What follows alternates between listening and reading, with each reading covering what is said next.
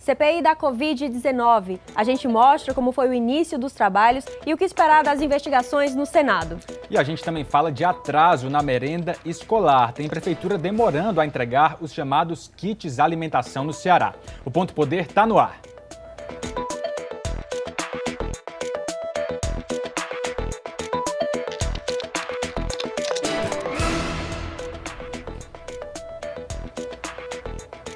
Olá, muito boa noite, seja bem-vindo ao Ponto Poder. Hoje a gente começa falando do tema que está em destaque, CPI da Covid-19 no Senado. Primeira reunião aconteceu hoje com decisão de quem vai presidir a comissão, de quem será relator. Teve participação dos dois senadores cearenses que integram a CPI, Eduardo Girão, do Podemos, e Tasso Gereissati, do PSDB. Os senadores já deram o primeiro passo para o início dos trabalhos, com a escolha do presidente Omar Aziz, do PSD do Amazonas, e do relator Renan Calheiros, do MDB de Alagoas. A CPI, a partir de agora, investiga as ações do governo federal no enfrentamento da pandemia e a aplicação de recursos federais por estados e municípios com a mesma finalidade.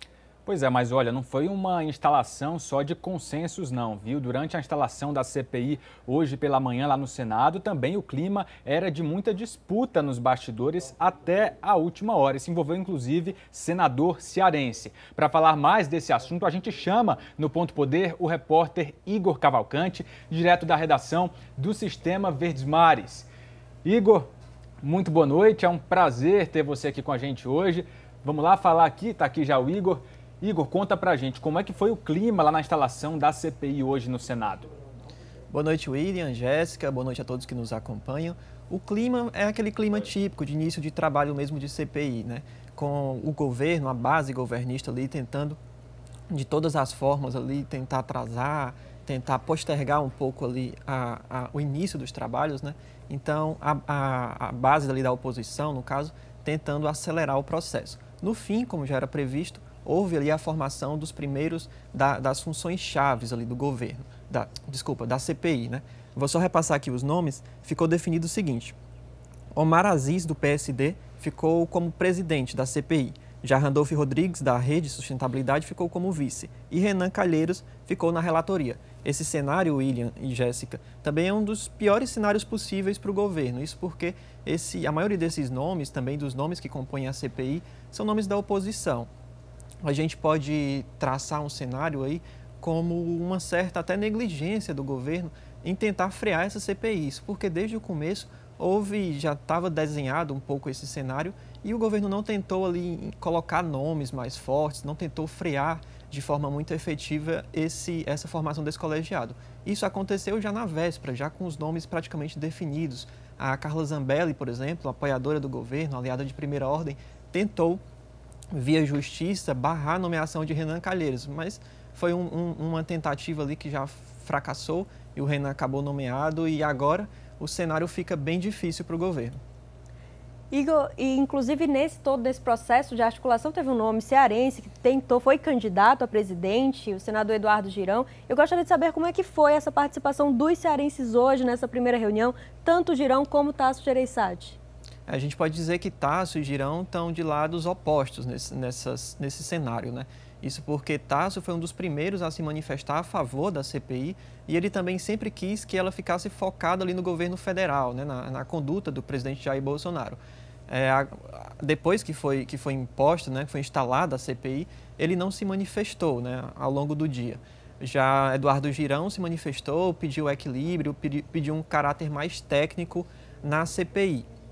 Lembrando que Eduardo Girão foi candidato, como você falou, e acabou ali não conseguindo muitos votos. Demonstrou até uma certa, podemos dizer, uma certa falha ali na articulação dele. Ele estava contando 4 votos, que não eram suficientes para ele ser eleito, mas seria uma demonstração ali de força. Acabou que ele conseguiu apenas 3. Um desses votos que ele não conseguiu foi do Ciro Nogueira, um nome do PP, aí um nome muito forte, uma das lideranças ali do Centrão, que acabou votando no Omar Aziz, né, que era o nome que estava competindo justamente com Eduardo Girão. Igor, muito obrigado então pelas suas informações, trouxe aí um panorama de como foi esse dia muito importante para a política brasileira, com repercussões diretas aqui no Ceará. E agora a gente aproveita para falar, Jéssica, sobre como que está a composição da CPI. São 11 membros na comissão já instalada no Senado e é importante que a gente veja quem são eles, qual o perfil de cada um, porque isso vai definir o posicionamento de cada senador ao longo dos trabalhos de investigação. Agora vamos olhar aqui então na tela para ver como é que ficou essa composição. São 11 senadores, olha só. A gente já tem aí, desses 11, 2 são declaradamente de oposição. Humberto Costa, do PT de Pernambuco, e Randolfo Rodrigues, vice-presidente da CPI, da Rede do Amapá. E tem também os senadores que se declaram independentes, né? Vamos ver quem são. Alguns são mais próximos do governo, outros um pouco mais distantes. Entre eles estão Otto Alencar, do PSD da Bahia, Renan Calheiros, o relator do MDB de Alagoas, e Tasso Gereissati, do PSD aqui do Ceará. Pelas declarações, pelas entrevistas, eles já fizeram críticas ao governo. Então, mesmo nessa posição de independentes, eles são um pouco mais longe dessa proximidade com o governo federal. Aí a gente tem também, ainda nesse grupo de independentes, os senadores Omar Aziz, o presidente, PSD do Amazonas, e Eduardo Braga, do MDB também do Amazonas. É um estado que teve toda a crise de falta de oxigênio, então tem 2 representantes como o Ceará. Pelas declarações deles até agora, não dá para saber muito se eles são mais pró-governo ou se eles ficam mais de um lado de oposição. A gente vai aguardar aí esse andamento da própria CPI para entender esse papel deles. E para fechar esse grupo, a gente tem mais outros senadores que também se declaram independentes, dentre eles Eduardo Girão, aqui do Ceará, do Podemos, e Marcos Rogério, do DEM. Eles, pelas declarações também do que a gente acompanha, eles acabam tendo um alinhamento um pouco mais próximo do governo Bolsonaro, pela defesa, pelas estratégias que eles já tiveram. No caso do Eduardo Girão, foi o principal defensor da inclusão de estados e municípios nessa investigação. Acabou que essa investigação vai ser dos recursos federais repassados aos estados e municípios. Não foi exatamente como o senador esperava, não é? Bom, vamos olhar também os governistas, né? Como a gente já falou, na CPI a maioria dos senadores são de oposição ou independentes, mas tem lá também 2 declaradamente aliados do governo Bolsonaro. São eles Ciro Nogueira, do PP do Piauí, aliado de primeira ordem, sim, do presidente da República, e o senador Jorginho Melo, do PL de Santa Catarina. Tá aí, é ver como é que os independentes vão balancear essa equação, né, Jéssica, com o desenrolar das investigações. Pois é, e vai ter muito chão pela frente ainda. A gente continua falando desse assunto. Agora a gente recebe 2 especialistas que têm acompanhado todo o desenrolar dessa CPI. São os professores Mona Lisa Torres e Marcos Paulo Campos. Eles já acompanham, são pesquisadores da política. Mona Lisa já esteve no Ponto Poder com a gente, já contribui aqui com essas discussões. E eu gostaria de começar esse tema, professora Mona Lisa. Boa noite, sejam bem-vindos. Eu gostaria de começar com a senhora querendo saber o seguinte, um tema muito importante, né? Claro que os senadores dizem acreditar na atuação técnica dessa CPI, outros defendem que não haja politização. Mas o que dá para esperar do trabalho dessa CPI a partir do perfil dos membros? Boa noite, Jéssica. Boa noite, William. Boa noite a todos os telespectadores. Bom, uma CPI não tem como não esperar um conteúdo político. Antes de tudo, é possível e é muito provável que com a ampliação desse escopo para investigar os recursos destinados a estados e municípios, a gente veja aí uma antecipação de palanques possíveis para as eleições de 22. Só para a gente ter um exemplo, Jéssica, o próprio Eduardo Girão é uma figura muito expressiva aqui no Ceará do ponto de vista da oposição. Ele tem tentado consolidar o seu grupo de oposição aqui no estado e, claro, foi um dos nomes principais que tentou direcionar, ampliar e direcionar esse escopo da CPI também para os municípios. Então, é de se esperar, sim, debates políticos que, de alguma forma, tentem aí produzir desgastes para aqueles gestores que, de alguma forma, disputam posições em estados e municípios também. Olha, interessante que muitos senadores têm dito que alguns defendiam que o momento não era oportuno para a instalação da CPI, outros colocam a CPI com grande expectativa de que seja uma investigação importantíssima, talvez uma das mais importantes dos últimos anos, das últimas décadas. Antes de fazer uma pergunta para o professor Marcos Paulo, vamos mostrar aqui na tela, então, o que pode e o que não pode, né? O que cabe e o que não cabe à CPI. A gente foi em busca do Senado para mostrar essas informações. Olha só, a CPI ela vai poder requisitar informações oficiais, ela pode solicitar auditorias, perícias, também intimar testemunhas que devem ser ouvidas pelos senadores. A CPI também deve convocar ministros e ex-ministros, alguns inclusive já são nomes colocados por alguns senadores, como o ex-ministro da Saúde, Eduardo Pazuello, e também o ex-ministro das Relações Exteriores, o Ernesto Araújo. A CPI ela também pode realizar diligências. Isso tudo tem um tempo específico. Olha só nessa próxima tela, a CPI ela tem 90 dias de duração. Esse prazo ele pode ser estendido pela votação de um outro requerimento, mas aí vai, claro, depender do andamento das investigações. E em que ela pode resultar? Depois desse trabalho todo, no que pode dar a CPI? Olha só. A CPI ela pode fazer um pedido formal de investigação contra suspeitos ao Ministério Público Federal, ela pode propor alterações em leis e em políticas, mas a CPI não pode mandar prender suspeitos ou abrir processo. Ela tem aí poderes limitados, né? É importante que a gente diga isso. E os trabalhos da CPI eles vão ser encaminhados para outros órgãos, para outras instâncias, para que providências possam ser tomadas a depender das conclusões. Agora, depois de falar disso, chamo então novamente os nossos convidados. Professor Marcos Paulo, a gente mostrou aí o que pode e o que não pode, né, no âmbito de uma CPI. Pergunto para o senhor, na sua avaliação, quais consequências do ponto de vista do trâmite legislativo e também as consequências políticas uma CPI como essa pode ter? Bem, eu te digo que as consequências políticas são negativas para o governo, porque o governo não tem maioria na CPI. Então, essa situação inicial já nos apresenta que a CPI não é, digamos assim, um palco para o governo apresentar, encenar a sua proposta de leitura dessa crise, né? O que também nós devemos ficar atentos é que a CPI tem inicialmente 90 dias, né, como você bem falou agora. Ou seja, ela regimentalmente vai no mínimo até o pedaço final ali do mês de julho, quando, tudo indica, a vacinação ainda não terá alcançado nem 50% da população brasileira, né? E, portanto, as cidades, os estados estarão enfrentando ainda restrições de circulação e as consequências econômicas dessas restrições. O que significa que talvez a CPI tenha até condições de ampliar ainda mais o seu tempo de execução, de avaliação e, portanto, ampliar o desgaste previsível que ela causará na imagem do governo. Eu te diria que a pior coisa que poderia ter acontecido para o governo Bolsonaro, para qualquer governante, seria ter que enfrentar esta pandemia. Mas enfrentar a situação de uma CPI tendo o tipo de comportamento que o governo teve também não é uma situação confortável. E eu gostaria de aproveitar para fazer uma última pergunta, assim, e gostaria de pedir a resposta de forma breve, é se vocês acreditam que essa CPI pode trazer alguma mudança de postura do presidente Jair Bolsonaro, agora nesse enfrentamento à pandemia. Eu começo com a professora Monalisa.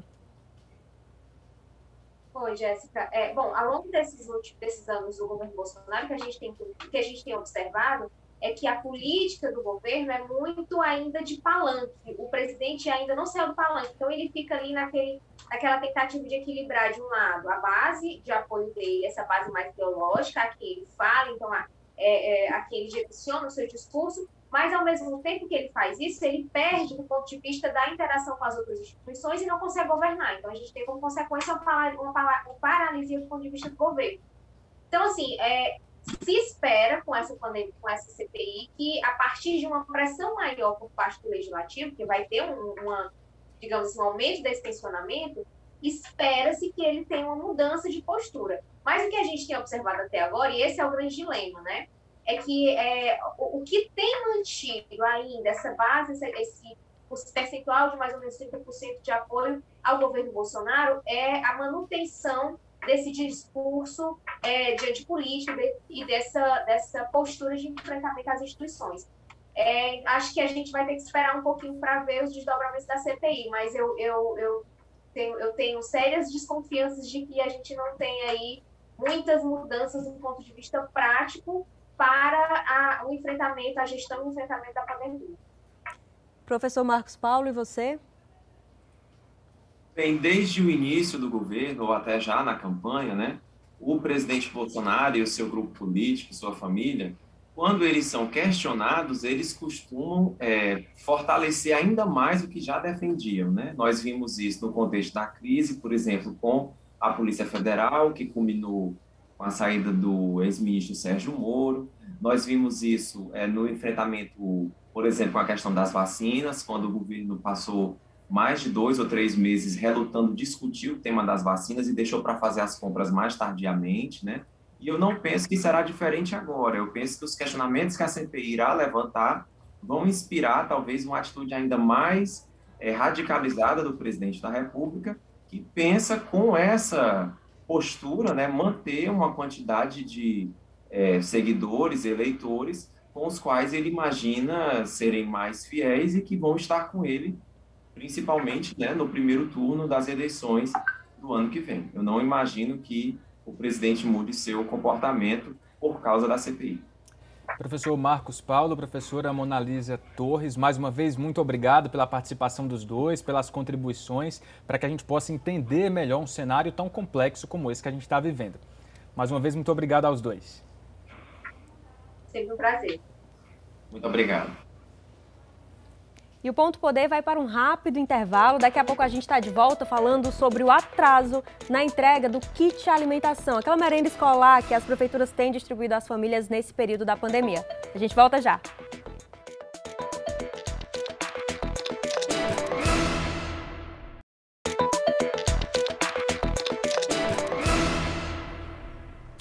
Ponto Poder está de volta e a gente sabe, claro, que no foco está a CPI da Covid, mas as reformas, elas também são uma pauta constante no radar do Congresso Nacional. São duas as principais, a reforma tributária e também a reforma administrativa. Uma das propostas de reforma tributária no Senado, aliás, deve ter o relatório apresentado já no próximo dia 3 de maio. Por enquanto, os deputados cearenses se dividem sobre esses dois temas. A Flávia Rabelo mostra pra gente direto de Brasília. Os dois temas que ficaram praticamente parados em 2020 vão esquentar os debates nos corredores do Congresso Nacional. A reforma do sistema tributário é a principal.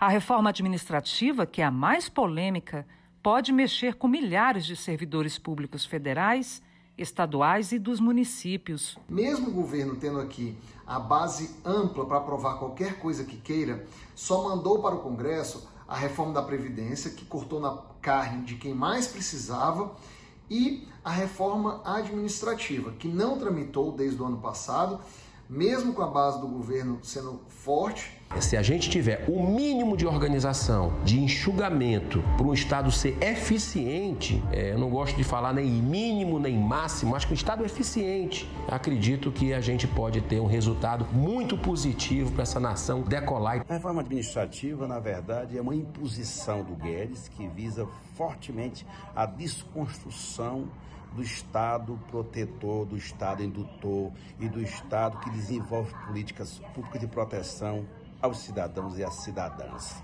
A outra reforma não menos polêmica, mas que também deve ser colocada em debate e votada até o fim do ano, é a tributária.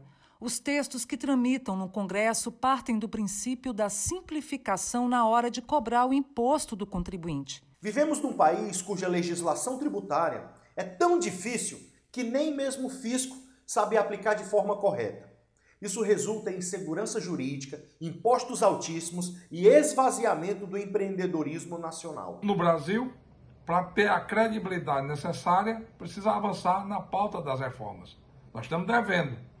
A reforma tributária, há muito tempo, poderia ser feita, até para atrair investimentos e dar segurança jurídica aos empresários. A maior preocupação dos parlamentares tem sido a retomada da economia.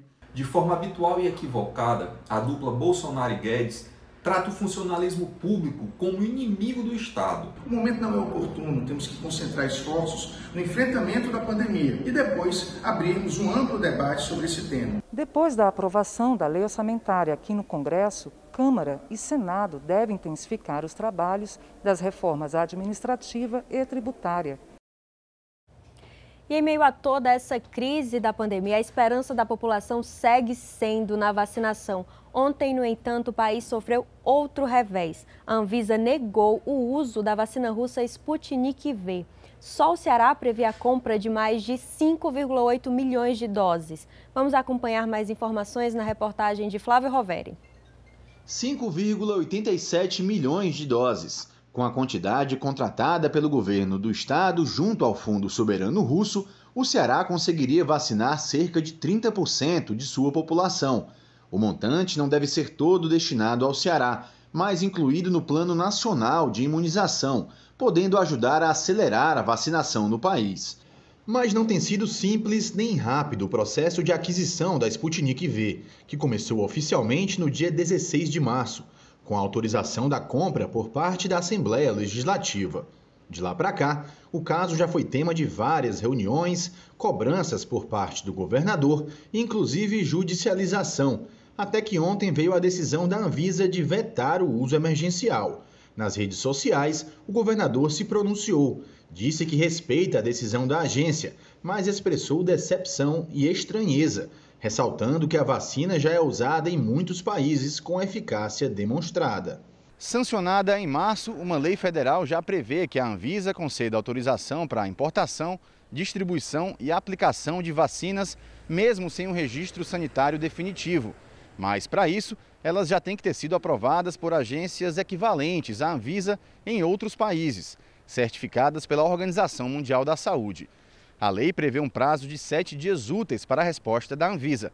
O Ceará fez a solicitação no final de março, há quase um mês.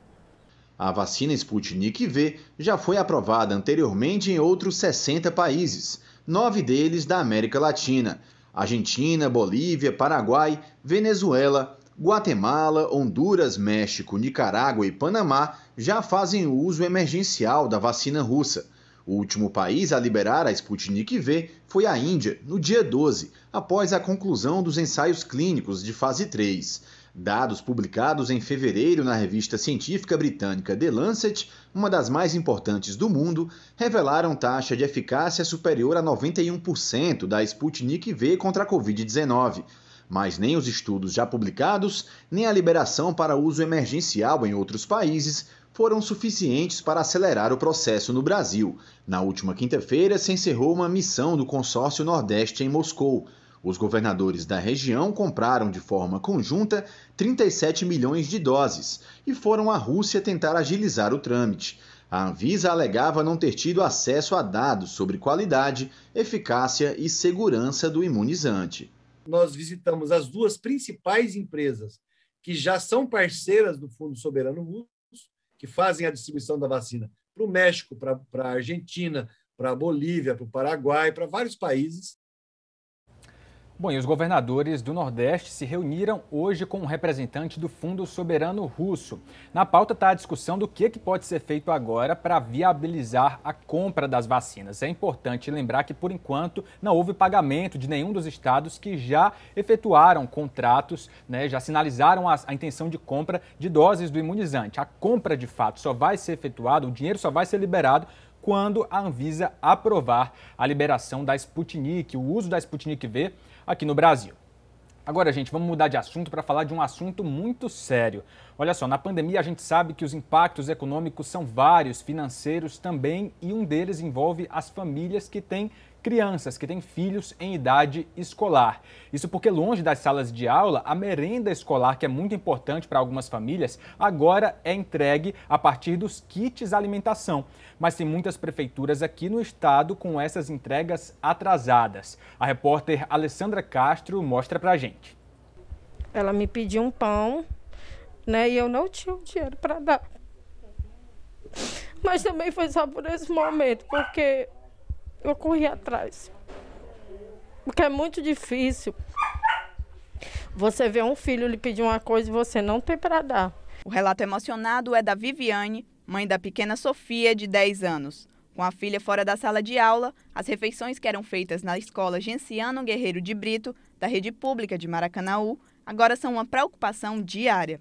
Apesar do ensino remoto neste ano já durar cerca de 3 meses, a família ainda não recebeu nenhum kit alimentação da merenda escolar da Prefeitura, assim como os parentes dos mais de 42 mil alunos matriculados na rede municipal. O que está acontecendo? Por que não está havendo a merenda das crianças? Porque se elas estivessem estudando, com certeza teria. A situação tem gerado cobranças dos professores. Essa situação tem sido denunciada diariamente nas redes sociais do sindicato, que também fez no Ministério Público uma denúncia apontando todo o descaso do governo municipal com a educação em Maracanaú. Mas Maracanaú não é o único município com problemas envolvendo a merenda escolar no Ceará. Dentre as cidades mais ricas, Caucaia, com mais de 55 mil alunos, recebeu de janeiro a abril quase R$2,5 milhões do Programa Nacional de Alimentação Escolar, o PENAI. Apesar disso, entregou 2 kits com atraso só a partir do dia 25 de março. Juazeiro do Norte, que tem mais de 33 mil estudantes, recebeu R$1,4 milhão, mas não entregou nenhum kit alimentação neste ano. Em Sobral, onde o número de alunos é um pouco maior, as verbas federais do PENAI chegam a R$1,5 milhão. Mas até agora, só um kit de alimentação foi entregue às famílias. Na lista dos 5 municípios mais ricos do Ceará, Fortaleza está na 3ª etapa de entrega da merenda escolar aos alunos da rede municipal. Em Juazeiro do Norte, as reclamações também chegam aos educadores. Então, todos os dias nós recebemos perguntas, questionamentos sobre o que está acontecendo com a merenda escolar que não chega até os nossos alunos. Diante desta situação, o Ministério Público do Ceará decidiu apurar o que está por trás dos atrasos na compra e distribuição da merenda escolar. Em Maracanaú, por exemplo, o órgão abriu investigação após denúncias do Sindicato dos Professores da cidade. Já em Caucaia, as suspeitas envolvem compra sem licitação e também desvios nos kits de alimentação na gestão anterior. Ao final da investigação, caso sendo constatada irregularidades, os responsáveis por tais atos serão responsabilizados por atos de improbidade administrativa, até mesmo chegando às vias de ser processado criminalmente. Por meio de nota, a Prefeitura de Maracanaú informou que a distribuição da merenda escolar na cidade ainda não ocorreu por conta de atrasos no processo de licitação, concluído na semana passada. Por meio das redes sociais, o prefeito da cidade, Roberto Pessoa, anunciou que os kits começarão a ser entregues a partir de amanhã. Bom, a Prefeitura de Juazeiro do Norte disse que um dos fornecedores desistiu e precisou, então, convocar o segundo colocado na licitação para a entrega dos kits de alimentação. Quando o processo estiver concluído, a gestão vai divulgar um novo cronograma de entregas. Já o secretário da Educação de Sobral informou que a compra e distribuição dos kits de alimentação sofreram entraves com o agravamento da pandemia. Ele também justificou que, apesar de um único kit ter sido entregue, eles foram custeados com os recursos de fevereiro e março do PENAI. A meta da Prefeitura agora é entregar um kit de alimentação por mês a partir de maio. Já a Prefeitura de Caucaia informou que a entrega dos kits de alimentação referentes aos meses de fevereiro e março deste ano ocorreu por meio de contratação emergencial. A Prefeitura disse que em abril o processo aí está em licitação. Ainda segundo a gestão, assim que o trâmite for concluído, as entregas vão ser realizadas às famílias. E a gente vai seguir acompanhando esse tema, claro, muito importante, muito grave que exista o atraso. A gente vai ficar de olho aí nessas entregas. E quem ficou de olho no assunto também foi o nosso chargista, Tiagão. Vamos ver o que é que ele preparou dentro desse tema.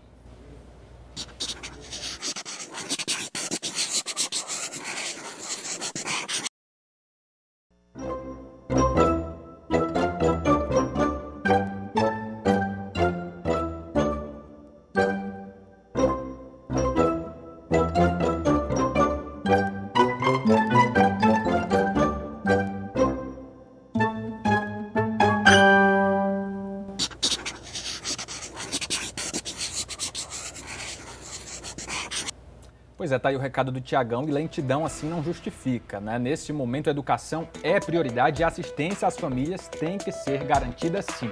Bom, o Ponto Poder de hoje vai ficando por aqui. A gente tem um novo encontro na próxima terça-feira. Para não perder nada da política, você já sabe, é só ir no pontopoder.com.br. E o programa fica disponível no nosso canal do YouTube também. Se você quiser conferir, rever as reportagens, é só acessar lá. Até a próxima semana e boa noite.